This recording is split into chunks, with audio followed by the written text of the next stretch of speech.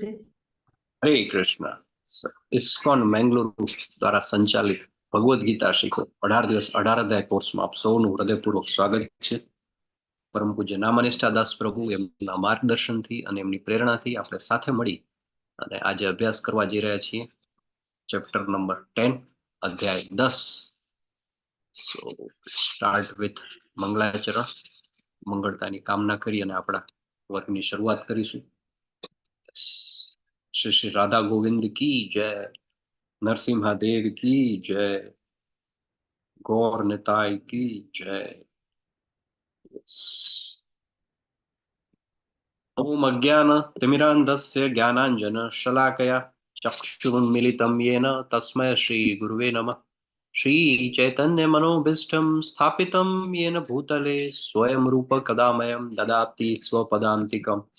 वन्देऽहं श्रीगुरु श्रीयुतपदकमलं श्रीगुरुं वैष्णवांश्च श्रीरूपं साग्रजातं सगण रघुनाथान्वितं तं सजीवं साद्वैतं सावधूतं परिजनसहितं श्रीकृष्ण चैतन्य देवं श्री राधा कृष्ण पादान् सगण ललिता श्री विशाखान्वितांश्च. हे कृष्ण करुणा सिंधो दीनबंधो जगत्पते गोपेश गोपिका कांत राधा कांत नमोस्तुते. तप्त कांचन गौरांगी श्री राधे वृंदावनेश्वरी वृषभानुसुते देवी प्रणमामि हरिप्रिये. वाञ्छाकल्पतरुभ्यश्च कृपा सिन्धुभ्य एव च पतितानां पावनेभ्यो वैष्णवेभ्यो नमो नमो. जय श्री कृष्ण चैतन्य प्रभु नित्यानंद श्री अद्वैत गदाधर श्रीवासादि गौर भक्त वृंद.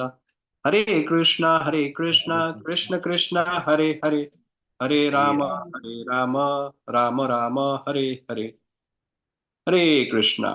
યસ, ખૂબ ખૂબ સ્વાગત છે બધાનું ઇસ્કોન મેંગલુરુ દ્વારા સંચાલિત ભગવદ્ ગીતા 18 દિવસ વર્ગમાં 10મા અધ્યાય સાથે. Yes, just a minute. મારી સ્ક્રીન વિઝિબલ છે માતાજી? દેખાઈ રહી છે?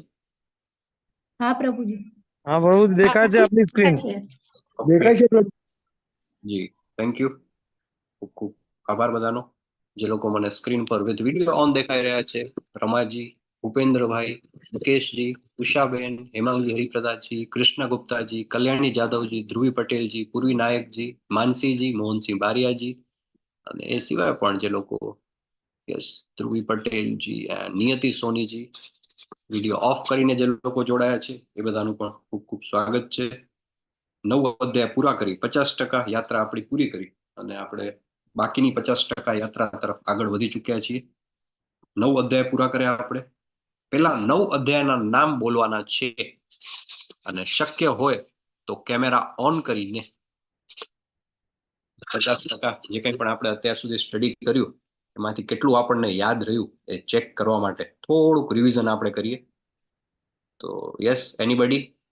પ્રભુજી બોલો. હાજી, મુકેશ પ્રભુ. Yes please. પહેલો અધ્યાય કુરુક્ષેત્રની યુદ્ધભૂમિ પર સૈન્ય નિરીક્ષણ. યસ. સેકન્ડ ગીતાનો સાર. થર્ડ કર્મયોગ. ચોથું દિવ્ય જ્ઞાન, ધ ટ્રાન્સેન્ડેન્ટલ નોલેજ. પાંચમું કર્મયોગ, કૃષ્ણ ભાવનાયુક્ત કર્મ, એક્શન ઇન કૃષ્ણ કોન્શિયસનેસ. છઠ્ઠું ધ્યાન યોગ, ધ યોગ ઓફ મેડિટેશન. સાતમું પરમેશ્વરનું જ્ઞાન, the knowledge of the supreme. આઠમું ભગવત પ્રાપ્તિ, એટેનિંગ ધ સુપ્રીમ. નવમું પરમ ગુહ્ય જ્ઞાન, that is the most confidential knowledge. અને today's is પરમેશ્વરનું Aishwarya, the opulences of the supreme. હરી બોલ. ખૂબ સરસ, થેન્ક યુ પ્રભુ. તો આ 9 અધ્યાય જે આપણે ઓલરેડી કમ્પ્લીટ કરી ચૂક્યા છીએ અને આજે 10મો અધ્યાય આપણે સ્ટાર્ટ કરીએ છીએ. તો પેલા 9 અધ્યાય એમાંથી પેલા 6 અધ્યાય છે એ છે કે કર્મયોગને લગતા, કર્મયોગ દ્વારા ભક્તિની પ્રાપ્તિ. પછીના 6 અધ્યાય ભક્તિ યોગ, પ્યોર ડિવોશનલ સર્વિસીસ, અને લાસ્ટ 6 ચેપ્ટર જે છે એ છે જ્ઞાન યોગના. એક્ઝેક્ટ વચ્ચે આપણે અત્યારે 50% આપણી યાત્રા પૂરી કરી ચૂક્યા છીએ અને 50% જર્ની પૂરી થઈ એટલે 50% બાકી છે. આઈ હોપ કે તમે બધા જ રેગ્યુલર ક્વિઝ આપતા હશો અને 18 દિવસના જ્યારે ક્લાસ પૂરા થાય ત્યારે ક્વિઝના સર્ટિફિકેટ મેળવી અને આગળ લેવલ 2માં તમે જવા માટે એલિજિબલ બનો છો. ડેઇલી ક્લાસ પછી પણ શક્ય હોય તો તો એક વખત આપણે Bhagavad Gita as it is એમાંથી એનો ભાવાર્થ છે એ વાંચવાનો પ્રયત્ન કરવો જોઈએ. કેમ કે ભગવદ્ ગીતાને સમજવા માટે પ્રભુપાદે જે ભાવાર્થ લખ્યો છે ને એ ભાવાર્થ બહુ જરૂરી છે. લેવલ 1માં એ પોસિબલ નથી થતું કે આપણે એક એક વસ્તુ 1 કલાકની અંદર કવર કરી શકીએ, પણ થોડોક સ્વાધ્યાયની પણ અપેક્ષા છે. કેમ સ્કૂલમાં જઈએ તો હોમવર્ક પણ હોય, તો એ રીતે થોડુંક હોમવર્ક પણ આપણે કરીએ તો પ્રોપર જે અધ્યાય છે આપણને ગળે નીચે ઉતરે અને તેના જે કંઈ પણ બેઝિક્સ છે આપણે સમજી શકીએ, અને પછી ધીમે ધીમે આપણે આગળની જે આપણી ગતિ છે લેવલ 2, 3, 4, 5 એના તરફ આગળ વધી શકીએ. દરેક ક્લાસ પછી આપણે પ્રશ્ન જવાબનું પણ એક સેશન રાખતા હોઈએ છીએ કે જે કોઈ પણ પ્રશ્ન હોય આપણા એ પ્રશ્ન સમાધાન થાય એના માટે, તો એમાં પણ આપણે ભાગ લેવો જોઈએ. નામનિષ્ઠા પ્રભુનો મુખ્ય જે હેતુ છે એ છે કે આ ભગવદ્ ગીતાના કોર્સથી એક એકેડેમિક પ્રોફેશનલી એક કોર્સ ડિઝાઇન કર્યો છે કે શાસ્ત્રોનું એક પ્રોફેશનલ જ્ઞાન આપણને મળે અને એનો એક પ્રોપર એની અન્ડરસ્ટેન્ડિંગ આવે. અધરવાઇઝ સમાજની અંદર આપણે ધર્મની વાત આવે, શાસ્ત્રોની વાત આવે તો એને લગતું જે જ્ઞાન છે લોકો મોટે ભાગે આજની તારીખમાં ટીવી સિરિયલ દ્વારા, યુટ્યુબના વિડીયોઝ દ્વારા અને વોટ્સએપ દ્વારા મેળવતા હોય છે, જે ઓથેન્ટિક સોર્સ ન કહી શકાય. એટલે પ્રભુએ સરસ મજાનો આપણા માટે કોર્સ ડિઝાઇન કર્યો કે જે કોર્સ દ્વારા આપણે આનું પ્રોપર નોલેજ જે છે, જ્ઞાન છે એ પ્રાપ્ત કરી શકીએ. સો બધાને રિક્વેસ્ટ છે કે રેગ્યુલર ક્વિઝ અને L2 ને L3 ને જે આખી મિકેનિઝમ છે એની અંદર આપણે જોડાયેલા રહીએ. યસ, તો અધ્યાય 10 છે, આપણે સ્ટાર્ટ કરીએ છીએ. Chapter number 10. અધ્યાય 10 નું નામ છે, સ્ક્રીન ઉપર તમે જોઈ રહ્યા છો, પરમેશ્વરનું ઐશ્વર્ય, અથવા તો એને કહેવાય છે વિભૂતિ યોગ. વિભૂતિ શબ્દનો અર્થ શું થાય? કોણ કહેશે? હરે કૃષ્ણ. યસ, જે જોવા મળે એવું. જે જોવા ન મળે એવું. ઓકે, બીજું કોઈ? વિભૂતિ ગુજરાતી ભાષા પ્રમાણે વિભૂતિ શબ્દ જે છે એનો શું અર્થ થાય, શું સમજીએ છીએ આપણે? એનીબડી? હરે કૃષ્ણ. વિભૂતિ શબ્દ સાંભળ્યો છો તમે ક્યાંક આની પહેલા નોર્મલ બોલચાલની ભાષામાં? ઐશ્વર્ય. પ્રભુજી, ભગવાન. રાજનેતાઓ માટે વિભૂતિ શબ્દ વપરાય છે. ઓકે, બીજું કોઈ? ભગવાનનું ઐશ્વર્ય. ભગવાનનું ઐશ્વર્ય. ઓકે, બરાબર છે. બીજું ક્યાંય? અદ્ભુત. અદ્ભુત. કે સરસ.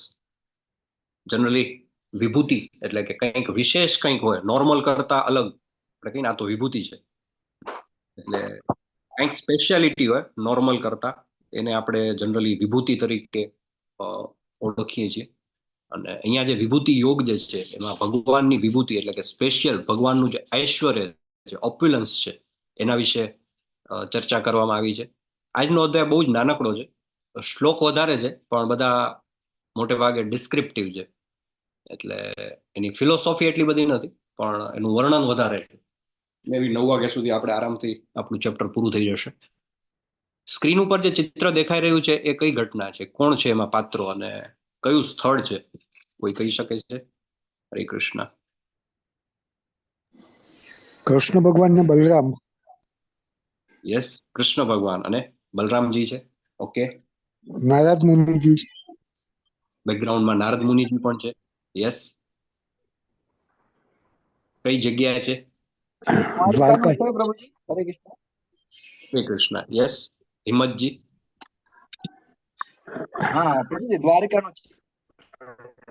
દ્વારિકા છે. ઓકે, બરાબર. બીજા કોઈને કઈ આમાં એડ કરવાનું, મોડિફાઈ કરવાનું? મથુરા. ઓકે, યસ, હરે કૃષ્ણ. નક્કી કરી લો, ચલો, દ્વારિકા કે મથુરા? દ્વારિકા છે પ્રભુજી. દ્વારિકા ફાઇનલ. તો આ જે સ્થળ છે ભગવાન દ્વારિકા, ભગવાનનું જે capital of Kingdom of Krishna જે કહેવાય, એની જે રાજધાની છે એ દ્વારિકાનું દ્રશ્ય છે. ભગવાન ઊભા છે, સાથે બલરામજી છે, અને બેકગ્રાઉન્ડમાં તમે જોઈ શકો છો ભગવાનના પરમ ભક્ત, ભગવાનના પાર્ષદ. ઇનફેક્ટ ભગવાનના જે 24 અવતાર જે છે શ્રીમદ ભાગવતમની અંદર, એમાં જ એમનો સમાવેશ થાય છે એવા નારદ મુનિ છે, બેકગ્રાઉન્ડમાં દેખાય છે. નારદ મુનિજી જે છે એ ઓલવેઝ જ્યાં પણ ભગવાન હોય એમની આસપાસ એ હોય છે. સતત એમની જીવા ઉપર એક જ નામ હોય છે, નારાયણ નારાયણ. બરાબર ને? તો આ પરમેશ્વરનું ઐશ્વર્ય, પરમેશ્વરના ઐશ્વર્ય વિશે જ્યારે વાત થાય તો આનાથી વધારે ભગવાનની જે રાજધાની જે છે એનાથી વધારે તો શ્રેષ્ઠ બીજું શું હોઈ શકે? ભગવાનનું દ્વારિકા, ઇવન અત્યારે તમે પેલામાં ડિસ્કવરી ચેનલ ઉપર કે હિસ્ટ્રી ચેનલ ઉપર તમે એક આખી ડોક્યુમેન્ટરી તૈયાર કરેલી છે લોકોએ, એ તમે જુઓ ને તો કિંગડમ ઓફ કૃષ્ણા કરીને એવું કંઈક નામ છે. આખું અંડર વોટર, સમુદ્રની નીચે જે ભગવાનની જે નગરી હતી, સુવર્ણમયી નગરી, એના ઉપર આધારિત છે. એટલું સરસ મજાનું ભગવાનનું ધામ છે દ્વારિકા ધામ. ગુજરાતીઓનો તો આપણો વિશેષ લગાવ છે, આપણે દ્વારિકાધીશથી ખૂબ જ નજીક આપણે નિવાસ કરીએ છીએ. સુંદર મજાના મોટા મોટા મહેલો છે, મંદિર છે, ચિત્રમાં તમે જોઈ શકો છો. બેકગ્રાઉન્ડમાં એક જળાશય જેવું કંઈક વોટર બોડી દેખાય છે. ભગવાન એમના સરસ મજાના પોઝ આપીને અહીંયા ઊભા છે, ત્રિભંગ લલિત સ્વરૂપ. બાજુમાં બલરામજી છે, નારદ મુનિ આવી રહ્યા છે. તો એ 10મો અધ્યાય જે આખો છે પરમેશ્વરના ઐશ્વર્ય ઉપર છે. જેમની પાસે Bhagavad Gita as it is હોય એ લોકો બુક ઓપન કરીને 10મો અધ્યાય છે એ સાથે સાથે જોઈ શકે છે. મેં કહ્યું એમ કે 10મા અધ્યાયમાં ડિસ્ક્રિપ્શન જે છે એ વધારે છે, ફિલોસોફી ઓછી છે. તો 10મા અધ્યાયનો પહેલો શ્લોક, શ્રી ભગવાન ઉવાચ ભૂય એવ મહાબાહો શૃણુ મે પરમં વચઃ યત્તેહં પ્રિયમાણાય વક્ષ્યામિ હિતકામ્યયા. પૂર્ણ પુરુષોત્તમ પરમેશ્વર બોલ્યા, હે મહાબાહો અર્જુન, વળી સાંભળ, તું મારો પ્રિય સખા છે, તેથી હું તારા હિતાર્થે એવું જ્ઞાન પ્રદાન કરીશ કે જે મેં અગાઉ સમજાવેલા જ્ઞાનથી શ્રેષ્ઠ હશે. અહીંયા ફરીથી ભાવાર્થ ખૂબ જ જરૂરી છે વાંચવું, કેમ કે ભાવાર્થની અંદર ફરીથી પ્રભુપાદ જે છે એ પરાશર મુનિએ જે ભગવાન શબ્દની વ્યાખ્યા કરી છે એનો ઉલ્લેખ કરે છે. કયા 6 ઐશ્વર્યની વાત હતી ભગવાનની વ્યાખ્યામાં? હરે કૃષ્ણ. સુંદરતા, સમૃદ્ધિ, ખ્યાતિ, શક્તિ, ત્યાગ, અને I think I missed one. Fifth one is what? કયું હતું? 5 જ્ઞાન. જ્ઞાન. જ્ઞાન. ઓકે, સો 6 ઐશ્વર્ય જે, અને કોણે કરી છે વ્યાખ્યા? શ્રી કૃષ્ણજીએ પોતે. સોરી સર, વ્યાસજીના પિતાજી. પરાશર મુનિ. પરાશર. વ્યાસદેવના પિતાશ્રી પરાશર મુનિએ વિષ્ણુ પુરાણની અંદર વ્યાખ્યા કરી છે, અને એની અંદર કહ્યું છે કે 6 ઐશ્વર્ય જેમની અંદર છે. અમારા લલિત કુમાર વેદ પ્રભુ કે યાદ રાખવું ને તો જો 6 થી 3 આવે પેલા, બરાબર? સુંદરતા, શક્તિ અને સમૃદ્ધિ, બરાબર ને? એ 3 યાદ રાખી લો. પછી ખ્યાતિ, જ્ઞાન અને ત્યાગ. તો આ 6 જે ઐશ્વર્ય છે એ જેમની અંદર સર્વથા પરિપૂર્ણ છે તે ભગવાન અથવા પૂર્ણ પુરુષોત્તમ પરમેશ્વર છે. જ્યારે કૃષ્ણ આ પૃથ્વી પર હાજર હતા ત્યારે તેમણે બધા 6 ઐશ્વર્યો પ્રદર્શિત કરેલા. તેથી પરાશર મુનિ જેવા તમામ મહર્ષિઓએ કૃષ્ણને જ પૂર્ણ પુરુષોત્તમ પરમેશ્વર તરીકે સ્વીકાર્યા છે. હવે કૃષ્ણ અર્જુનને પોતાના ઐશ્વર્યો તથા કાર્ય વિશે વધુ ગૂઢ જ્ઞાન પ્રદાન કરી રહ્યા છે. એવું જ્ઞાન પ્રદાન કરી રહ્યા છે. આથી પૂર્વે 7મા અધ્યાયથી શરૂ કરીને તેઓ પોતાની વિવિધ શક્તિઓ તથા તેના કાર્ય વિશે વર્ણન કરી ચૂક્યા છે. હવે આ અધ્યાયમાં તેઓ અર્જુનને પોતાના વિશિષ્ટ ઐશ્વર્યોનું વર્ણન કરી રહ્યા છે. આની પહેલાના અધ્યાયમાં તેમણે દ્રઢ વિશ્વાસપૂર્વક ભક્તિ સ્થાપિત કરવા માટે પોતાની વિભિન્ન શક્તિઓના યોગદાનની ચર્ચા સ્પષ્ટ રીતે કરી છે. આ અધ્યાયમાં ફરી તેઓ અર્જુનને પોતાના પ્રગટીકરણો તથા વિવિધ ઐશ્વર્યો વિશે કહી રહ્યા છે. શા માટે જરૂરી છે, શા માટે ભગવાન આ જ્ઞાન અર્જુનજીને આપી રહ્યા છે? કોઈ મનુષ્ય જેમ જેમ પરમેશ્વર વિશે વધારે શ્રવણ કરે તેમ તેમ તે ભક્તિમાં વધુ ને વધુ દ્રઢ બનતો જાય છે. એની જે ભક્તિ છે એ સુદ્રઢ થતી જાય છે. મનુષ્ય હંમેશા ભક્તોના સંગમાં ભગવાન વિશે શ્રવણ કરતા રહેવું જોઈએ. Otherwise it's very difficult. આપણે ગઈકાલે પણ ચર્ચા કરી હતી કે ભૌતિક વિશ્વમાં જયારે આપણે જઈએ ત્યારે આપણી જે લાઈફ છે એ અભક્તો સાથે વધારે સમય આપણે ગાળતા હોઈએ છીએ. ઇનફેક્ટ ક્લાસ પૂરો થશે ત્યારે થોડી સ્પેશિયલ એના વિશે પણ આપણે ચર્ચા કરીશું. પણ એ અભક્તો સાથે જયારે આપણે સમય વ્યતીત કરીને તો આપણી જે ભગવાન વિશેની આમ બધું ક્લાસ એટેન્ડ કરીએ ને ચેન્ટિંગ કરીએ ને મંગળા આરતી કરીએ ત્યારે બધું પોઝિટિવ લાગે. પણ જેવા આપણે ભૌતિક વિશ્વમાં જઈએ ત્યારે એ એક ફ્રિક્શન આવે, ઘર્ષણ થાય. એટલા માટે અહીંયા પ્રભુપાદ ભાવાર્થમાં લખે છે કે કોઈ મનુષ્ય જેમ જેમ પરમેશ્વર વિશે વધારે શ્રવણ કરે છે તેમ તેમ તે ભક્તિમાં વધુ ને વધુ સુદ્રઢ થતો જાય છે. મનુષ્ય હંમેશા ભક્તોના સંગમાં ભગવાન વિશે શ્રવણ કરતા રહેવું જોઈએ. આનાથી તેની ભક્તિ વધુ સમૃદ્ધ થશે. જેઓ ખરેખર કૃષ્ણ ભાવનામૃતના અભિલાષી છે તેવા ભક્તોના સમાજમાં જ આવી ભગવદ વાર્તા થઈ શકે છે. આવી ભગવદ વાર્તામાં અન્ય મનુષ્યો સહભાગી થઈ ન શકે. અર્જુનને સ્પષ્ટ શબ્દોમાં કહે છે કે અર્જુન પોતાને બહુ પ્રિય હોવાથી તેના હિત માટે તેઓ આ બોધ વચનો કહી રહ્યા છે. ઇટ ઇઝ વેરી ઇમ્પોર્ટન્ટ કે આપણે ભગવાનના મિત્ર બનીને રહીએ, ભગવાનના ભક્ત બનીને રહીએ. અને જે ભગવાનના ભક્ત હોય એના વચ્ચે જ ભગવદ કથા થઈ શકે. એના સિવાય અગર કોઈ એવા વ્યક્તિ છે કે જે ભગવદ ગીતા કરે છે, ઘણા બધા ભગવદ ગીતાના વર્ઝન માર્કેટમાં અવેલેબલ છે. ભગવદ ગીતા ઉપર સૌથી વધારે અલગ અલગ એના સંસ્કરણો છે. બધા પોતપોતાની રીતે ભગવદ ગીતાનો એ કૃષ્ણની ભગવદ ગીતા નહીં પણ પોતાની ભગવદ ગીતા એને કરીને અને કહેવાય ને કે પોતપોતાની દુકાન ખોલી અને બિઝનેસ કરવા બેસી ગયા છે. પણ પ્રભુપાદ બહુ સરસ વાત કહે છે કે સૌથી મોટી લાયકાત જો હોય ભગવદ ગીતા વિશે તમારો મતલબ જ્ઞાન લોકોમાં વહેંચવાની, તો સૌથી પહેલી જે એની એલિજિબિલિટી છે કે ભગવાનના ભક્ત બનવું પડે. જે ભગવાનનો ભક્ત હોય એ જ ભગવદ ગીતા કહી શકે. અને સેમ વસ્તુ અહીંયા શ્રીમદ ભગવદ ગીતામાં 10મા અધ્યાયમાં ભગવાન કહી રહ્યા છે. અને દેટ્સ વાય વેરી ઇમ્પોર્ટન્ટ કે તમે સાથે સાથે બુક લઈ અને ભાવાર્થ પણ તમે વાંચો. શ્રી ભગવાન ઉવાચ, પૂર્ણ પુરુષોત્તમ પરમેશ્વર બોલ્યા, હે મહાબાહો અર્જુન, વળી સાંભળ, તું મારો પ્રિય સખા છે. તેથી હું તારા હિતાર્થે એવું જ્ઞાન પ્રદાન કરીશ કે જે મેં અગાઉ સમજાવેલા જ્ઞાનથી શ્રેષ્ઠ હશે.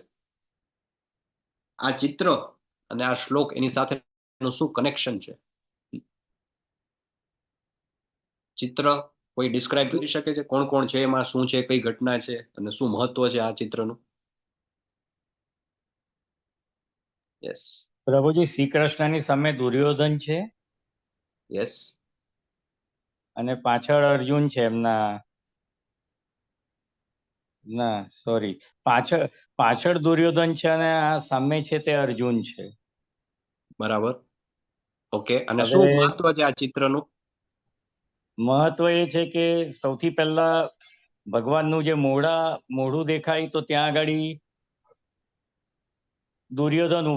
અર્જુન ઉભેલો છે અને પાછળ દુર્યોધન ઉભેલો છે. તો ભગવાન પહેલા દુર્યોધનને પૂછે છે કે એને પહેલો ચાન્સ આપે છે કે તારે શું એ કરવું છે, જોઈએ છે. તો એણે ભગવાનની યાદવ સેના માંગી. મહાભારતના યુદ્ધ પહેલા ભગવાન પાસે, યસ, કુરુક્ષેત્રનું જે યુદ્ધ શરૂ થઈ રહ્યું છે એની પહેલા ભગવાન પાસે અર્જુનજી અને દુર્યોધન જાય છે. ભગવાન ત્યારે આરામ કરી રહ્યા હોય છે.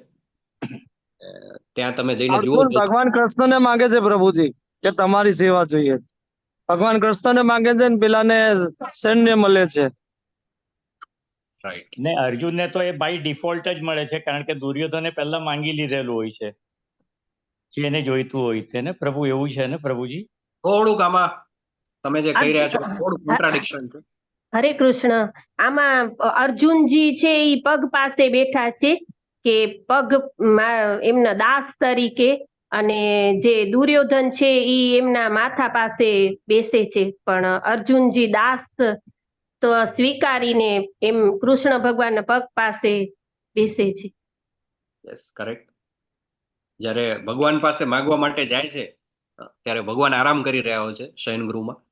તો દુર્યોધન છે એમના મસ્તક પાસે જઈ અને બેસી જાય છે, અને અર્જુન છે એમના ચરણ પાસે ઊભા હોય છે. જ્યારે ચરણ પાસે ઊભા હોય છે તો ઓબ્વિયસલી જ્યારે કોઈ માણસ ઊંઘમાં હોય ઉઠે તો એની જે નજર સામે પડે તો સામે ચરણ સામે જ પડે ને. એટલે એ જોવે છે કે અર્જુનજી ઊભા છે, એટલે પૂછે છે અર્જુનજીને કે બોલો શું થયું, કેમ આવવાનું થયું. અને પછી જે વાત થાય છે, અને ભગવાન બે ઓપ્શન આપે છે કે એક તરફ હું અને એક તરફ મારી નારાયણી સેના, ચતુરંગી સેના, બરાબર. એટલે બે પાર્ટી છે, પાંડવો છે અને કૌરવો છે. તો એક તરફ ભગવાન ઉભા રહેશે ને એક તરફ એમની સેના ઉભી રહેશે. હવે પેલો ચાન્સ કોને મળવો જોઈએ? તો દુર્યોધન કે હું પેલા આવ્યો હતો,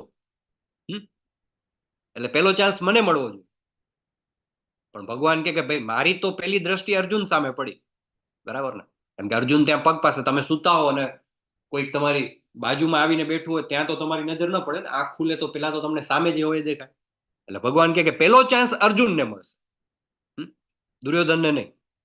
એટલે દુર્યોધન કે આ તો ખોટી વાત છે, તમે હંમેશા કાયમ પાર્શિયાલિટી જ કરો છો, દર વખતે તમને એ જ વાલા છે વધારે. ભગવાન કે એમાં હું કાંઈ ન કરી શકું, પેલો ચાન્સ તો એને જ મળશે કેમ કે મેં પેલા એને જોયું. એટલે એક સૌથી પહેલી વસ્તુ જે આમાંથી શીખવાની છે કે આપણે આપણું સ્થાન, ભગવાનના ભક્તનું સ્થાન ભગવાનના ચરણોમાં આવો, એમના મસ્તક પાસે નહીં. ઇનફેક્ટ તમે કોઈ પણ ટેમ્પલમાં જાઓ ને તો મંદિરની અંદર પણ ભગવાનના જયારે આપણે દર્શન કરીએ ને તો એ દર્શન કરવાની પણ એક પ્રોપર ટેકનિક છે. ભક્તિ રસામૃત સિંધુની અંદર ખૂબ જ સરસ મજાનું એનું વર્ણન છે. આપણે જઈએ અને ભગવાનનો જે શ્રી વિગ્રહ આપણને દેખાય ને તો શરૂઆત કરવાની ભગવાનના ચરણ કમળમાં. પહેલી દ્રષ્ટિ આપણી ભગવાનના ચરણ કમળ ઉપર જાય અને પછી ધીરે ધીરે આપણે ભગવાનના મુખારવિંદના દર્શન કરીએ. તો એક વસ્તુ એ થઈ ગઈ. સેકન્ડ, હવે જો અહીંયા થોડુંક ટેક્ટિકલ પોઈન્ટ આવે છે. આપણને એમ થાય કે અર્જુનજી છે, હવે એને પેલો ઓપ્શન આપ્યો કે શું જોઈએ છે. એક તરફ ભગવાન પોતે ઉભા રહેશે, અને પોતે ઉભા રહેશે પણ કેવા કે કોઈ શસ્ત્ર અસ્ત્ર વગર, નિયતતા. અને સામે બીજું જે છે એને આખી સેના મળશે, ને ચતુરંગી સેના. ચતુરંગી એટલે અત્યારના પેલા પ્રમાણે કેવા જાય ને તો કેવેલરી, પછી આખું અશ્વદળ, પછી હાથી, પછી પાયદળ મતલબ સૈનિકો, અને રથ. આ 4 પ્રકારની આખી જે સેના છે એ ભગવાનની સેના હતી. હવે અર્જુનજીને પેલો ઓપ્શન આપે છે કે તમને શું જોઈએ છે. એટલે દુર્યોધનને એમ હતું કે આ તો ભાઈ ઓબ્વિયસલી બે ઓપ્શન હોય, એક તરફ આખી સેના હોય ને એક તરફ ભગવાન એકલા હોય તો આખી સેના જ માગી લેવાય ને, આ ગોવાળિયાનું શું કામ. તો અર્જુનજી શું માગે છે કે ભાઈ મને તો તમારો સંગ જોઈએ, તમે અમારી સાથે રહો, મને સેના નથી જોઈતી. અને જેવો અર્જુન બોલે છે કે મને તો તમારો સાથ જોઈએ છે, સેના નથી જોઈતી, એટલે પેલું કહે ને દુર્યોધનના મનમાં મનમાં લડ્ડુ ફૂટા એના જેવું. હા સરસ, અંદરથી આમ કે હા કેવો મૂર્ખો છે, ટોસ જીતી ગયો તો મને એમ કે હમણાં પોતે પહેલી બેટિંગ લેશે, એની વેલા આને તો ફિલ્ડિંગ લઈ લીધી. અંદરથી તો એટલો બધો ખુશ થયો દુર્યોધન, આ તો મૂર્ખો છે. પેલો ચાન્સ મળ્યો તો મને તો એમ જ હતું કે હમણાં આખી સેના લઈ લેશે, એની બદલે એને તો ખાલી કૃષ્ણને માગ્યા. પણ હતો પોતે કેવો ડિપ્લોમેટિક, એટલે આમ મોઢું ઓલું કરીને કે હા ઠીક છે ચલો, આમ તો મારે પણ તમારો જ સાથ જોતો હતો, પણ હવે તમે તો હંમેશા પાર્શિયાલિટી કરો છો. અર્જુનને પેલો ચાન્સ આપ્યો, વાંધો નહીં, હું સેનાથી કામ ચલાવી લઈશ. તો આ એક ઘટના છે ને એનું વર્ણન છે. આમાં બે વસ્તુ આપણને શીખવા મળે છે. એક, આપણું સ્થાન ક્યાં હોવું જોઈએ, ને બીજું, જો આ ઘટના સીધી ભગવાને પેલો ચાન્સ જો દુર્યોધનને આપ્યો હોત તો પણ આના રિઝલ્ટમાં કોઈ ફરક નતો આવવાનો, હે ને. દુર્યોધનને જો પેલો ચાન્સ આપ્યો હોત તો દુર્યોધન તો નારાયણી સેના જ માગવાનો, પણ ઇન ધેટ કેસ આપણને એવું થાત કે અર્જુન પાસે કોઈ ઓપ્શન નતો, એટલે પરાણે જબરદસ્તી એને ભગવાનથી કામ ચલાવવું પડ્યું. સમજો છો આખી ઘટના, હે ને.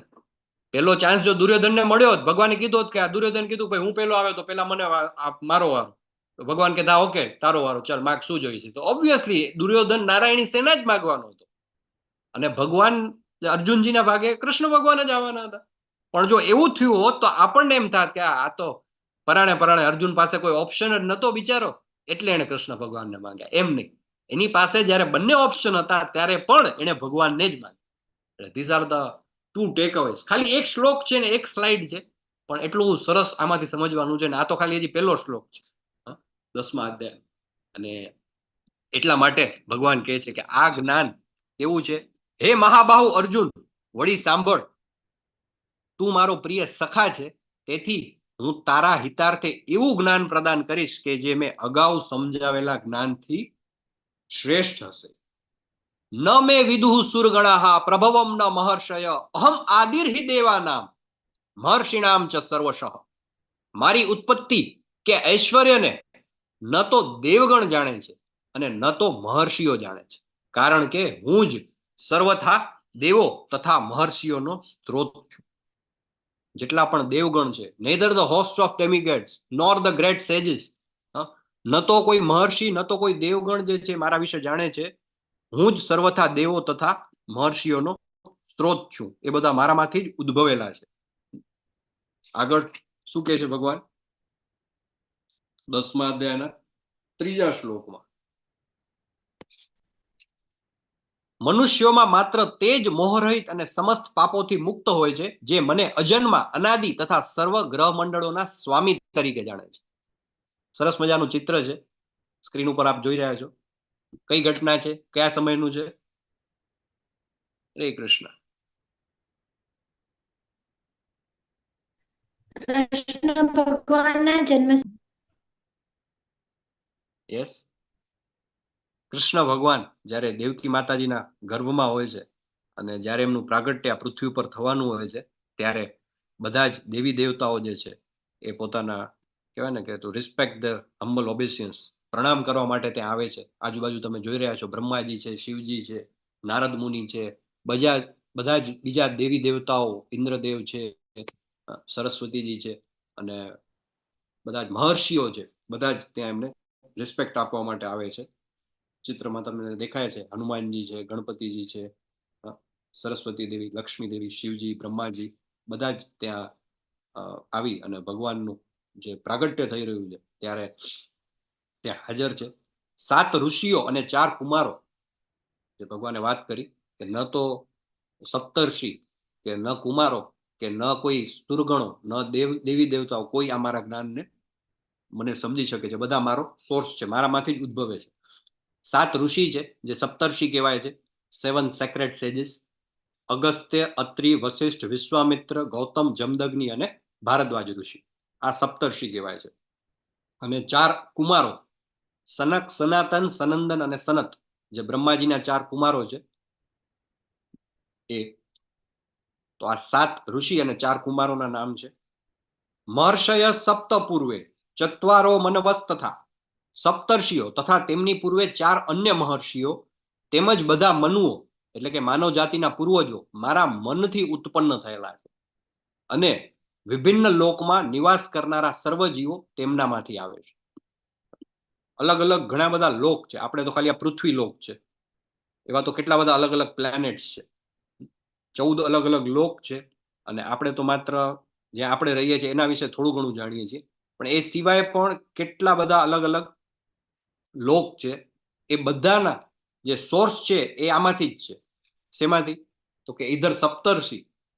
આનો ભાવાર્થ જરૂરથી તમારે વાંચવો જોઈએ, કેમ કે આના ભાવાર્થની અંદર વધારે ડિટેલમાં લખેલું છે કે ટોટલ જે છે ને જેટલા પણ જીવ છે બધા અલગ અલગ લોકમાં, એ બધાનો સોર્સ જે છે ને એ આમાં જ છે. 7 મહર્ષિ થઈ ગયા, બધા જ મનુઓ. જો આની અંદર 491 પેજ ઉપર લખ્યું છે, ભગવાન બ્રહ્માંડની પ્રજાનું આનુવંશિક વર્ણન કરી રહ્યા છે. બ્રહ્મા પરમેશ્વરની શક્તિમાંથી જન્મેલા મૂળ જીવાત્મા છે, જેઓ હિરણ્ય ગર્ભ તરીકે જાણીતા છે. બધા મોટા મોટા મંત્રો યજ્ઞ થતા હોય ને તો યજ્ઞની અંદર મંત્ર આવે, ઓમ વાણી હિરણ્ય ગર્ભાય નમઃ. તો એ બ્રહ્માજી જે હિરણ્ય ગર્ભ તરીકે જાણીતા છે. બ્રહ્માથી 7 મહર્ષિ તથા તેમની પણ પૂર્વે 4 કુમારો તેમજ સર્વ મનુઓ પ્રગટ થયા છે. ટોટલ આ 25 મહર્ષિઓ જે છે એ સમગ્ર બ્રહ્માંડના જીવોના પ્રજાપતિ કહેવાય છે. અસંખ્ય બ્રહ્માંડો છે અને દરેક બ્રહ્માંડમાં અસંખ્ય ગ્રહો આવેલા છે. દરેક ગ્રહ પર વિવિધ પ્રકારના જીવો છે. એ સર્વ જીવો આ 25 પ્રજાપતિઓથી ઉત્પન્ન થયેલા છે. 1000 દેવોના વર્ષ સુધી તપ કર્યા પછી કૃષ્ણ કૃપાથી બ્રહ્માજીને સૃષ્ટિની રચના કરવાનું જ્ઞાન પ્રાપ્ત થયું અને પછી બ્રહ્માજીથી સનક, સનંદ, સનાતન તથા સનત કુમાર ઉત્પન્ન થયા. તે પછી રુદ્ર તથા સપ્તર્ષિ અને એ રીતે વળી ભગવાનની શક્તિથી બધા જ બ્રાહ્મણો તથા ક્ષત્રિયોનો જન્મ થયો. બ્રહ્માજી જે છે એ પિતામહ કહેવાય છે અને કૃષ્ણ પ્રપિતામહ એટલે કે પિતામહના પણ પિતા. આનો ઉલ્લેખ ભગવદ્ ગીતાના 11મા અધ્યાયના 39મા શ્લોકમાં થયો છે.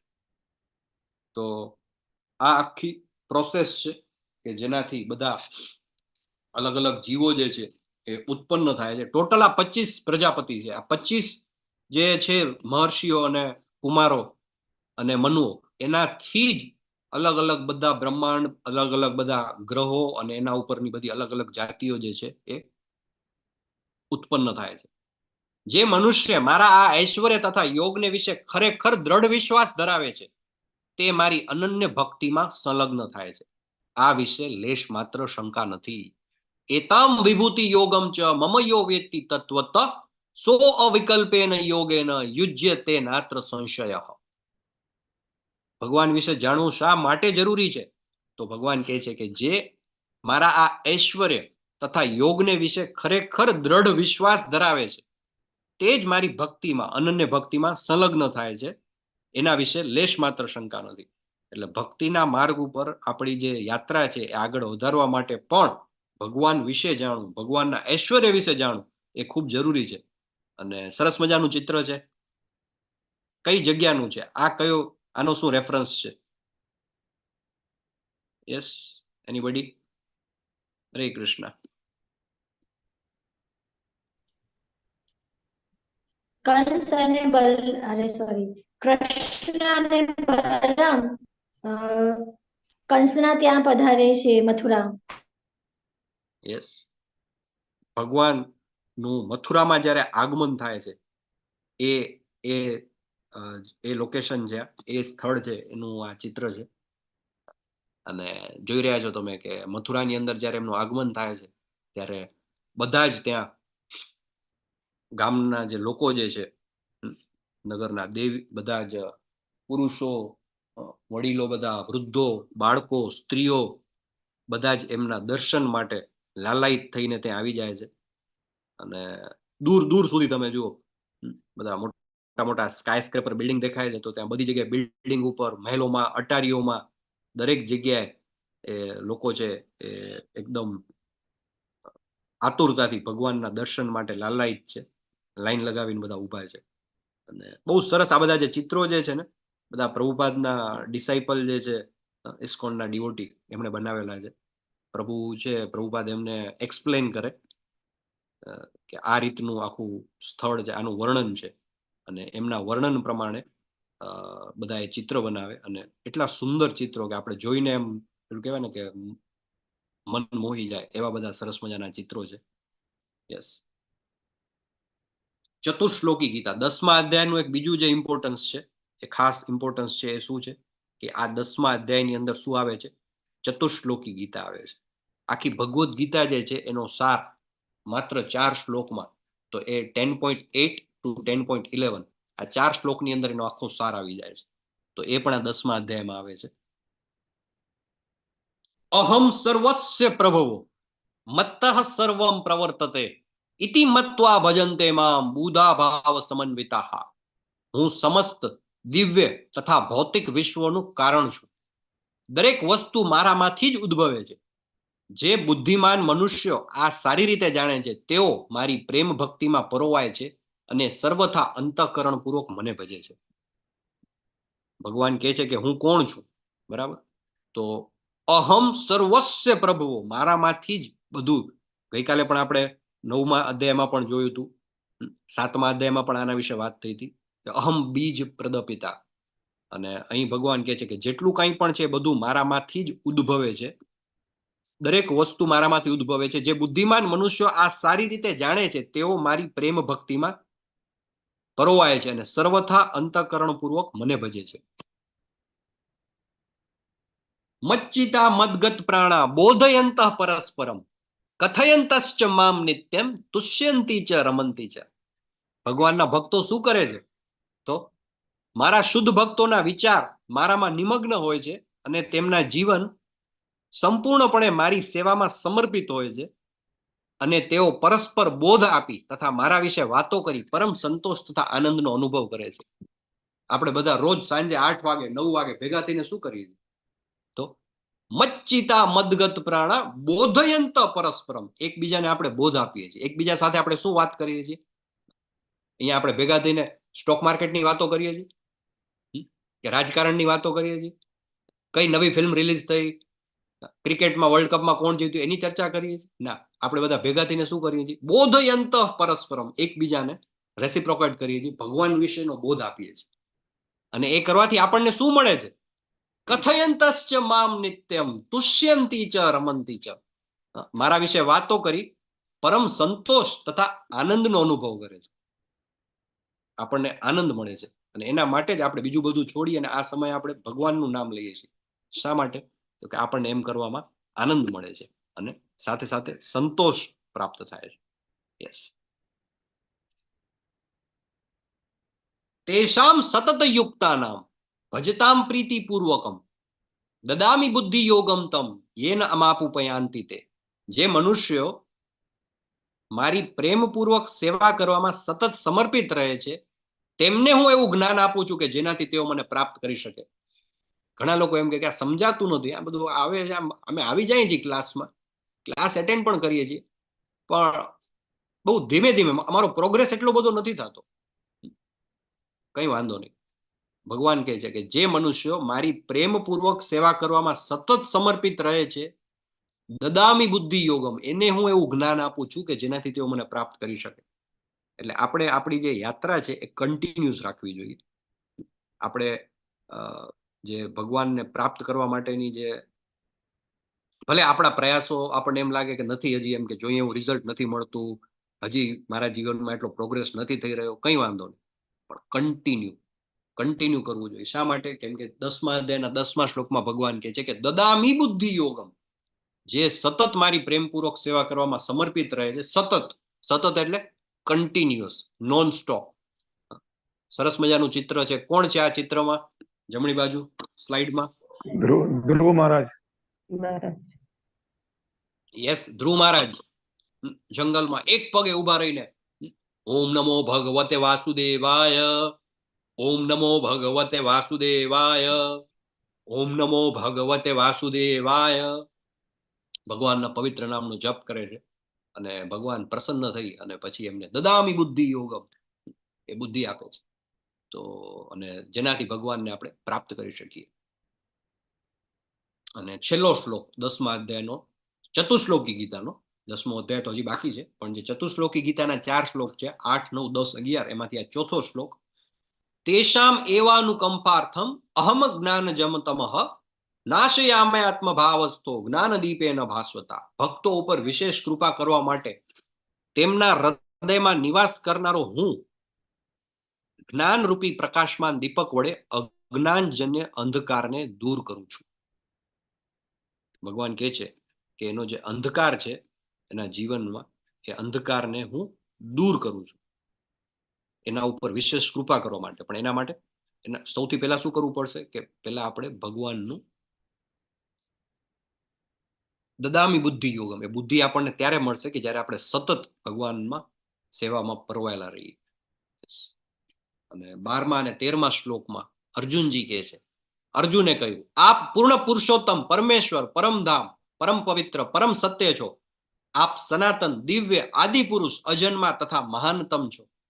નારદ, અસિત, દેવલ તથા વ્યાસ જેવા સર્વ ઋષિઓ આપના વિશે આ સત્યનું સમર્થન કરે છે અને હવે આપ સ્વયં મને તે જ કહી રહ્યા છો. અર્જુનજી કહે છે કે આ બધું ઓલરેડી મને, આ બધા જે દેવલ છે, અસિત છે, નારદ છે, વ્યાસ છે, એ બધા ઋષિઓ ઓલરેડી આ કહી ચૂક્યા છે. એ તમારા વિશેના આ સત્યનું સમર્થન કરે છે અને હવે આપ પોતે પણ, તમે પણ મને એ જ કહી રહ્યા છો.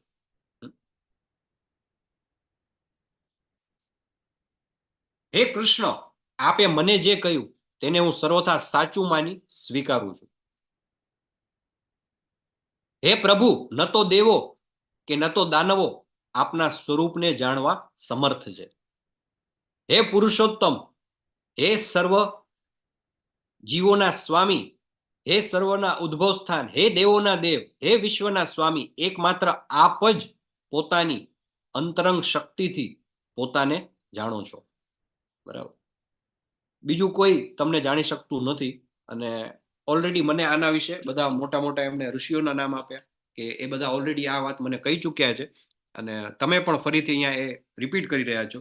હે કૃષ્ણ, હે પરમ યોગી, હું કેવી રીતે આપનું સતત ચિંતન કરું અને કેવી રીતે આપને જાણી શકું. હે પૂર્ણ પુરુષોત્તમ પરમેશ્વર, આપનું સ્મરણ કયા કયા રૂપોમાં કરવામાં આવે. હે જનાર્દન, આપ કૃપા કરી ફરીથી આપના યોગ સામર્થ્ય તથા ઐશ્વર્યનું વિસ્તારથી વર્ણન કરો. હું આપના વિશે શ્રવણ કરવામાં ક્યારેય તૃપ્ત થતો નથી.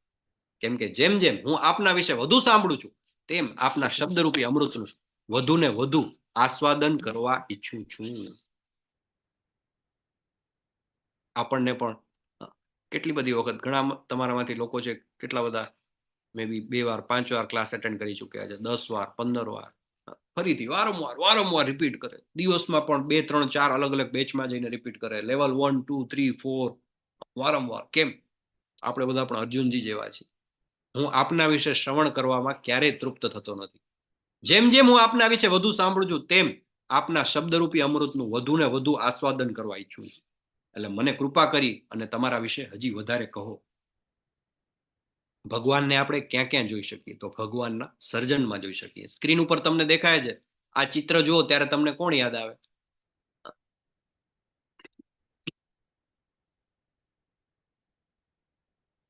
મે બી મોનાલિસાનું ચિત્ર છે.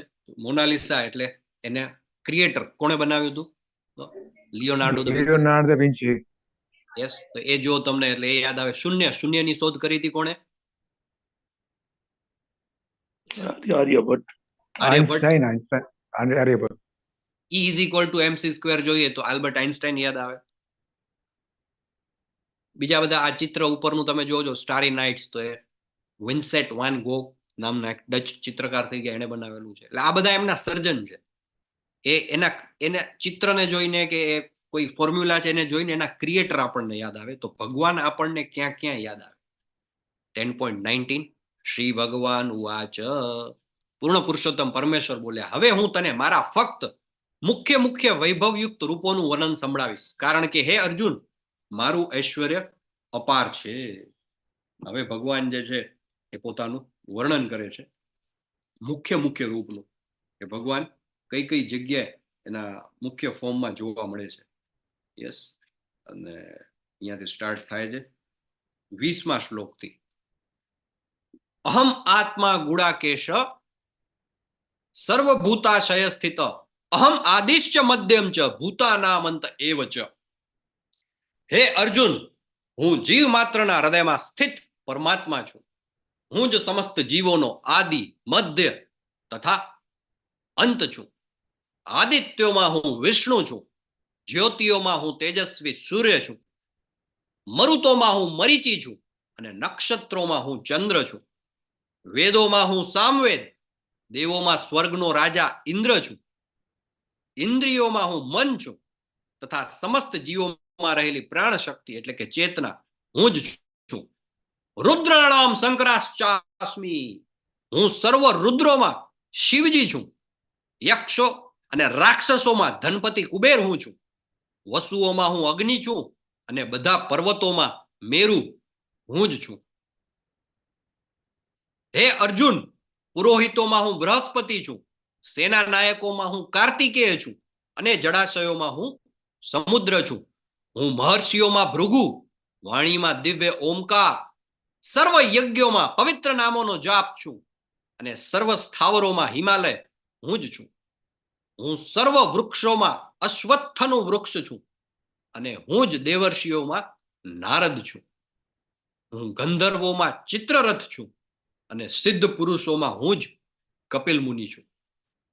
અશ્વોમાં મને ઉચ્ચેશ્રવા જાણ, કે જે અમૃત માટે થયેલા સમુદ્ર મંથન વખતે ઉત્પન્ન થયો હતો.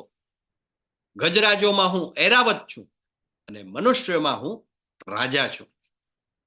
હું શસ્ત્રોમાં વજ્ર અને ગાયોમાં સુરભી છું.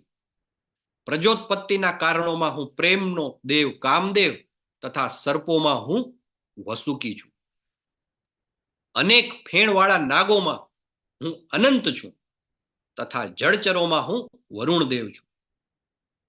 હું દિવંગત પિતૃઓમાં અર્યમાં અને નિયમોનું પ્રવર્તન કરનારા નિયામકોમાં મૃત્યુદેવ યમરાજ છું.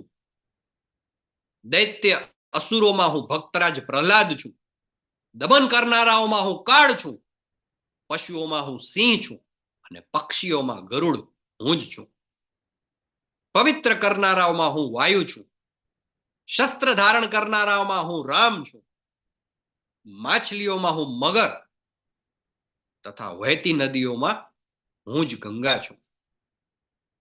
હે અર્જુન, હું સમગ્ર સર્જનોનો આદિ મધ્ય તથા અંત છું. હું સર્વ વિદ્યાઓમાં આધ્યાત્મ વિદ્યા છું અને તર્કશાસ્ત્રીઓમાં હું જ નિર્ણાયક સત્ય છું. અક્ષરોમાં હું અકાર છું. સમાસોમાં દ્વંદ્વ સમાસ છું. શાશ્વત કાળ પણ હું છું અને સૃષ્ટાઓમાં હું બ્રહ્મા છું. હું જ સર્વભક્ષી મૃત્યુ છું અને હવે પછી ભાવિમાં થનારને ઉત્પન્ન કરનારો હું છું. સ્ત્રીઓમાં હું કીર્તિ, લક્ષ્મી, વાણી, સ્મૃતિ, બુદ્ધિ, ધ્રુતિ તથા ક્ષમા છું. સામવેદના મંત્રોમાં હું બૃહત સામ છું. સર્વ છંદોમાં હું ગાયત્રી છંદ છું. મહિનાઓમાં હું માર્ગશીર્ષ છું અને ઋતુઓમાં વસંત ઋતુ હું જ છું. હું છળ કપટ કરનારાઓમાં દ્યુત છું અને તેજસ્વીઓમાં તેજ છું. હું વિજય છું, સાહસ છું તથા બળવાનોનું બળ પણ હું જ છું. હું વૃષ્ણિ વંશીઓમાં વાસુદેવ તથા પાંડવોમાં અર્જુન છું. હું સર્વ મુનિઓમાં વ્યાસ તથા મહાન વિચારકોમાં શુક્રાચાર્ય છું. અરાજકતાનું દમન કરનારા સર્વ સાધનોમાં હું દંડ છું અને વિજયની ઈચ્છા ધરાવનારાઓમાં હું નૈતિકતા છું. રહસ્યોમાં હું મૌન છું અને જ્ઞાનીઓમાં હું જ્ઞાન છું. વળી હે અર્જુન, હું સર્વ અસ્તિત્વનો જનક બીજ છું. સ્થાવર કે જંગમ એવો કોઈ જીવ નથી કે જે મારા વિના અસ્તિત્વ ધરાવી શકે. હે વીર પરંતપ, મારી દૈવી વિભૂતિઓનો અંત નથી. મેં તને જે આ બધું કહ્યું તે તો મારી અનંત વિભૂતિઓનો એક સંકેત માત્ર છે. આખું ડિસ્ક્રિપ્ટિવ છે, આખો 10મો અધ્યાય. કઈ કઈ જગ્યાએ આપણે ભગવાનનું જે ક્રિએશન છે એમાં કઈ જગ્યાએ કયા સ્થળે આપણે ભગવાનને કઈ રીતે યાદ કરી શકીએ એ 20મા શ્લોકથી શરૂ થઈ જાય છે. અને ડેફિનેટલી આપણે વારંવાર રિપીટ કરી અને ભગવાનની વિભૂતિઓ વિશે જાણવું જોઈએ કે જેથી આપણે ક્યાં ક્યાં ભગવાનનું ધ્યાન કરી શકીએ. શરૂઆત કરી 20મા શ્લોકમાં તો ભગવાને કહ્યું કે હું જીવ માત્રના હૃદયમાં સ્થિત પરમાત્મા છું. આપણે બધાને ખબર છે પરમાત્મા કયા સ્વરૂપે હોય છે બધા જીવોના હૃદયમાં? આત્મા સ્વરૂપે. યસ, આત્મા સ્વરૂપે. આત્મા. ચતુર્ભુજ સ્વરૂપે. યસ, હૃદયમાં આત્મા સ્વરૂપે. ચતુર્ભુજ પરમાત્મા રૂપે સ્વરૂપે. શિરોદક્ષાય વિષ્ણુ. યસ, ચતુર્ભુજ રૂપે. ચતુર્ભુજ સ્વરૂપ, કરેક્ટ.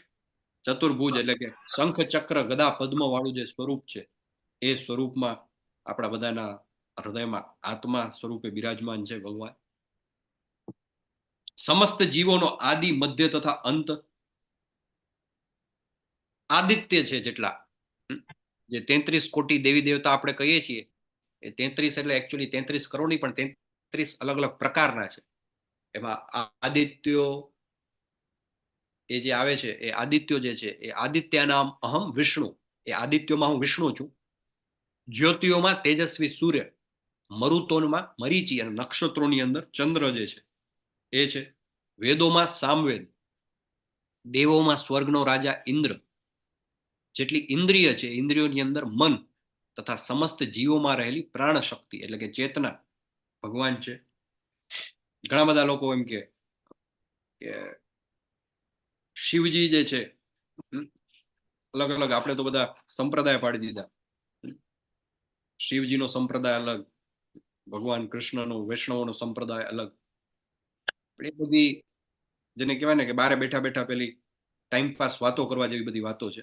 હકીકતમાં જેણે ભગવદ્ ગીતાનું શાસ્ત્રોનું જ્ઞાન મેળવ્યું છે એના માઇન્ડમાં 1% પણ ડાઉટ નથી.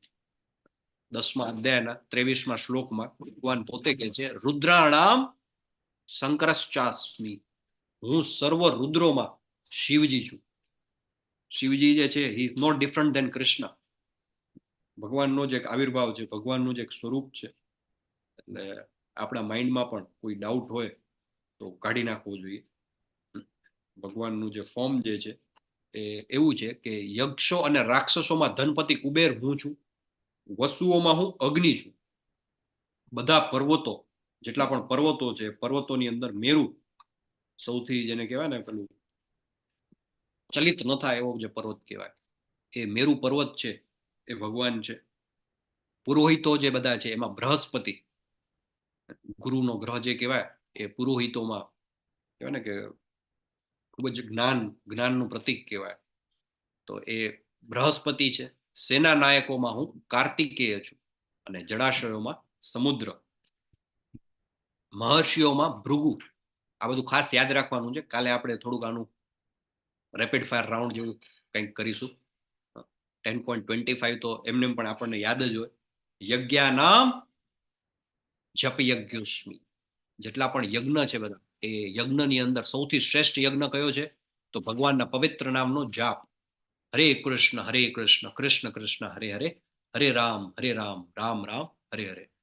એ જેટલા પણ યજ્ઞ છે એની અંદર ભગવાનના પવિત્ર નામનો જપ છે. સર્વ સ્થાવરોમાં હિમાલય હું છું.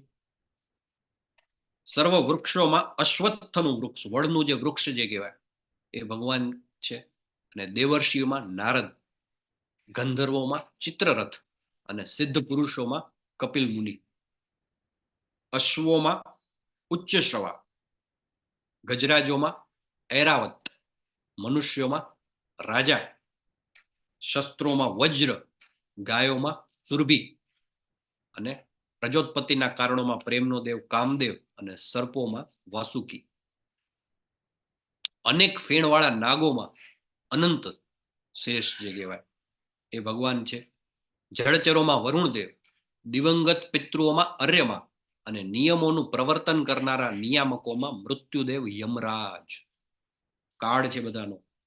દૈત્ય અસુરોમાં ભક્તરાજ પ્રહલાદ, દમન કરનારાઓમાં હું કાળ છું. પશુઓમાં હું સિંહ અને પક્ષીઓમાં ગરુડ. પવિત્ર કરનારાઓમાં વાયુ અને શસ્ત્ર ધારણ કરનારામાં હું રામ છું. માછલીઓમાં હું મગર તથા વહેતી નદીઓમાં ગંગા. હે અર્જુન, સમગ્ર સર્જનોનો આદિ, મધ્ય તથા અંત હું જ છું. સર્વ વિદ્યાઓમાં આધ્યાત્મ વિદ્યા છું અને તર્કશાસ્ત્રીઓમાં હું જ નિર્ણાયક સત્ય છું. અક્ષરોમાં હું અકાર છું. સમાસોમાં દ્વંદ્વ સમાસ. શાશ્વત કાળ પણ હું છું અને સૃષ્ટાઓમાં બ્રહ્મા. બ્રહ્માજી છે અલગ નથી ભગવાન. એ ખાલી એક વ્યવસ્થા માટે એક આખું આપણે બ્રહ્મા વિષ્ણુ મહેશ એ રીતનું આખું આયોજન છે કે સૃષ્ટા, પાલન કરતા અને છેલ્લે શિવજી એ એનો નાશ કરવા માટે, વિનાશ કરતા. પણ everything is part of Krishna. અક્ષરોમાં હું અકાર, સમાસોમાં દ્વંદ્વ સમાસ, શાશ્વત કાળ પણ હું અને સૃષ્ટાઓમાં હું બ્રહ્મા છું. હું જ સર્વભક્ષી મૃત્યુ છું અને હવે પછી ભાવિમાં થનારને ઉત્પન્ન કરનારો પણ હું જ છું. અને જે સ્ત્રીવાચક ગુણો છે બધા, કીર્તિ, કીર્તિ એટલે કે ખ્યાતિ, પોપ્યુલારિટી, લક્ષ્મી, વાણી, સ્મૃતિ, બુદ્ધિ, ધૃતિ તથા ક્ષમા, આ બધું જ ભગવાન પોતે છે. સામવેદના મંત્રોમાં હું બૃહદ સામ છું અને સર્વ છંદો એની અંદર હું ગાયત્રી છું. જ્યારે આપણે ઓમ ભૂર્ભુવસ્વઃ તત્સવિતુર્વરેણ્યં ભર્ગો દેવસ્ય ધીમહિ ધિયો યો નઃ પ્રચોદયાત, એ જે આખો મંત્ર આપણે બોલીએ છીએ એ ગાયત્રી મંત્ર પણ ભગવાન કહે છે કે હું જ છું. મહિનાઓમાં હું માર્ગશીર્ષ અને ઋતુઓમાં વસંત ઋતુ પણ હું જ છું. હું છળ કપટ કરનારાઓમાં દ્યુત છું અને તેજસ્વીઓમાં તેજ છું. હું વિજય છું, સાહસ છું તથા બળવાનોનું બળ પણ હું જ છું. હું વૃષ્ણિવંશીઓમાં વાસુદેવ તથા પાંડવોમાં અર્જુન. વૃષ્ણિવંશી જે છે એની અંદર વાસુદેવ એટલે કે કૃષ્ણ એ ભગવાન પોતે છે, અને જે પાંડવો છે 5 એની અંદર અર્જુન, સર્વ મુનિઓમાં વ્યાસજી, અને મહાન વિચારકોમાં ઉષ્ણા એટલે કે શુક્રાચાર્ય એ પણ ભગવાન છે. અરાજકતાનું દમન કરનારા સર્વ સાધનોમાં હું દંડ છું, અને વિજયની ઈચ્છા ધરાવનારાઓમાં હું નૈતિકતા છું. રહસ્યોમાં હું મૌન છું, અને જ્ઞાનીઓમાં હું જ્ઞાન છું. વળી હે અર્જુન, હું સર્વ અસ્તિત્વનો જનક બીજ છું. સ્થાવર કે જંગમ એવો કોઈ જીવ નથી કે જે મારા વિના અસ્તિત્વ ધરાવી શકે. એનું જે બીજ જે છે, સીડ જે છે એ ભગવાન છે. કોઈ એવો જીવ નથી, સ્થાવર કે જંગમ, પછી પહાડો હોય, સમુદ્ર હોય, વૃક્ષો હોય, જીવ, કોઈ પણ પશુ પક્ષી કે કોઈ પણ પ્લાનેટ છે, બધા અલગ અલગ ગ્રહ, એમાં કોઈ એક એવું સ્થાવર કે જંગમ એવો કોઈ જીવ નથી કે જે મારા વિના અસ્તિત્વ ધરાવી શકે. હે વીર પરંતપ. ને આ જે ભગવાને જે 10મા અધ્યાયમાં જે કંઈ પણ આજે આપણે જોયું, એ ભગવાન કહે છે કે એ તો મારી દૈવી વિભૂતિઓનો અંત નથી. મેં તને જે બધું કહ્યું તે તો મારી અનંત વિભૂતિઓનો એક સંકેત માત્ર છે. આ તો પેલું કહેવાય ને, ખાલી નાનકડું એક ટ્રેલર જ છે. હજી આવતીકાલે 11મા અધ્યાયમાં ભગવાન વિરાટ સ્વરૂપના દર્શન કરાવશે. અને જે કંઈ પણ આજે આપણે થિયરીમાં જોયું છે એ આવતીકાલે પ્રેક્ટિકલ, અર્જુનજી કહેશે મને પ્રેક્ટિકલ બતાવો તમે, તો એ પ્રેક્ટિકલ આપણે આવતીકાલે જોવાનું છે. એટલે ખાસ આવતીકાલે ભગવાનના વિરાટ સ્વરૂપના દર્શન કરવા માટે સાંજે 8 વાગે બધા હાજર થઈ જજો. 41-40મા શ્લોકમાં ભગવાન કહે છે કે હે વીર પરંતપ, મારી દૈવી વિભૂતિઓનો અંત નથી. મેં તને જે બધું કહ્યું તે તો મારી અનંત વિભૂતિઓનો એક સંકેત માત્ર છે. તું જાણી લે કે સમગ્ર ઐશ્વર્ય, સૌંદર્ય તથા તેજસ્વી સર્જનો મારા તેજના એક સ્ફુલિંગ માત્રમાંથી ઉદ્ભવે છે. પરંતુ હે અર્જુન, આ સર્વ વિગતવાર જ્ઞાનની શી જરૂર છે? હું તો મારા એક અંશ માત્રથી આ સમગ્ર બ્રહ્માંડને વ્યાપી અને તેને ધારણ કરું છું. તારે આ બધું જોવાની કઈ જરૂર નથી. વિગતવાર જ્ઞાનની શું જરૂર છે? ભગવાનનો એકમાત્ર જે અંશ છે એનાથી પણ એ સમગ્ર બ્રહ્માંડને વ્યાપી અને તેને ધારણ કરે છે. યસ. તો આ 10મા અધ્યાયમાં જેમાં આપણે વાત કરી એ પ્રમાણે ખાસ આ બધો ક્વિઝ ભગવાન ક્યાં ક્યાં છે એ હોમવર્કમાં બધાએ ખાસ ભાવાર્થ વાંચી શ્લોકનો અને એ કરવું. આવતીકાલે આપણે થોડુંક આનો એક રેપિડ ફાયર રાઉન્ડ જેવું લેશું કે જેની અંદર આપણે જોશું કે ભગવાન કઈ કઈ જગ્યાએ છે. અને આવી રીતે 10મો અધ્યાય જે છે એ 4 પાર્ટમાં ડિવાઈડ કરેલો છે.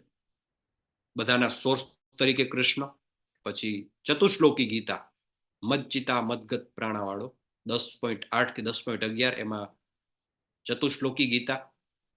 અર્જુનજી છે 12માંથી 18મા શ્લોકમાં ભગવાનનું સર્વોચ્ચ પદ સ્વીકારે છે એ, અને છેલ્લે 19 થી 42માં ભગવાન કૃષ્ણ પોતે તેમની વિભૂતિઓનું વર્ણન કરે છે. સો with this V conclude chapter number 10, અધ્યાય 10 આપણો પૂર્ણ થાય છે. વાંછા કલ્પતરુભ્યશ્ચ કૃપા સિંધુભ્ય એવ ચ પતિતાનામ પાવનેભ્યો વૈષ્ણવેભ્યો નમો નમો. અનંત કોટી વૈષ્ણવ વૃંદ કી જય. શિલા પ્રભુપાદ કી જય. ભગવદ ગીતા કી જય. સદગુરુ દેવ કી જય. જય શ્રી કૃષ્ણ ચૈતન્ય પ્રભુ નિત્યાનંદ શ્રી અદ્વૈત ગદાધર શ્રી વાસાદિ ગૌર ભક્ત વૃંદા. વિડીયો ઓન કરીને ઊંડો શ્વાસ લઈને મોટા અવાજે મારી સાથે 2 હાથ ઊંચા કરી અને બધા બોલજો, હરે કૃષ્ણ હરે કૃષ્ણ કૃષ્ણ કૃષ્ણ હરે હરે, હરે રામ હરે રામ રામ રામ હરે હરે. હરે કૃષ્ણ. આભાર બધાનો. લલિત કુમાર વેદજી, ભાવનાબેન વાઘેલાજી, કલ્યાણી જાદવજી, આનંદજી, ડોક્ટર મીનાબેન, નીરવ આશરજી, દીપા ગોહિલજી, અમિત તન્નાજી, શૈલેષ ભટ્ટજી, હિંમત ચૌહાણજી, રમાબેન ઠક્કરજી, માનસીજી, શૈલેષભાઈ શેઠ, સુધાજી, ભૂપેન્દ્રભાઈ ફ્રોમ સુરત, શરદ વ્યાસજી, ઉષાબેન, પારુલ નાયકજી, અને એ સિવાય પણ જે લોકો વિડીયો ઓફ કરીને જોડાયેલા છે બધાનો ખૂબ ખૂબ આભાર. આવતીકાલે 11મો અધ્યાય થોડો લાંબો છે એટલે શ્લોકા પઠન આઈ થિંક 7:20 શરૂ થશે. 11મા અધ્યાયમાં આપણે ભગવાનના વિરાટ સ્વરૂપના દર્શન કરવાના છે, એટલે જરૂરથી આવતીકાલે બધા જોડાઈ જાજો. 8માં 5 ઓછી માળા કરીશું અને 8 વાગ્યાથી આપણો ક્લાસ શરૂ થશે. So thank you very much for joining. Question હોય, કોઈ ક્વેરી હોય, પ્રશ્ન હોય તો આપ